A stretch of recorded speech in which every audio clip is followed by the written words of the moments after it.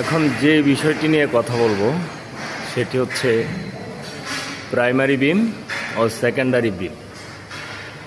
তো প্রাইমারি বিম হচ্ছে যেটা প্রধান বিম, আর সেকেন্ডারি বিম হচ্ছে একটা বিম আর একটা বিমের উপর এসে পড়ে। সহজ ভাষায় বলতে গেলে এটাই বোঝায়। দেখেন এই জায়গায় একটা বিম কলামের সেন্টার থেকে এই জায়গায় একটি বিমের উপর এসে জয়েন করছে। তো এই সেকেন্ডারি বিমের মাধ্যমে ওই উপরের যে স্ল্যাব, এই স্ল্যাবের লোডটা ওই প্রাইমারি বিমে এসে পড়বে।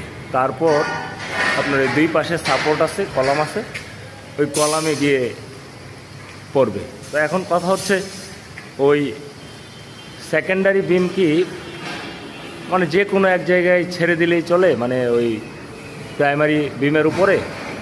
আসলে তা না। বিষয়টা স্ট্রাকচারাল যে ক্যালকুলেশন আছে সেভাবে বলতে গেলে আমাদের বিমের পজিটিভ এবং নেগেটিভ জোন আছে।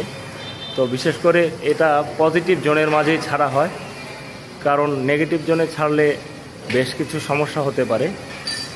তো প্রাইমারি ও সেকেন্ডারি বিম নিয়ে আজকে এ পর্যন্তই। ধন্যবাদ।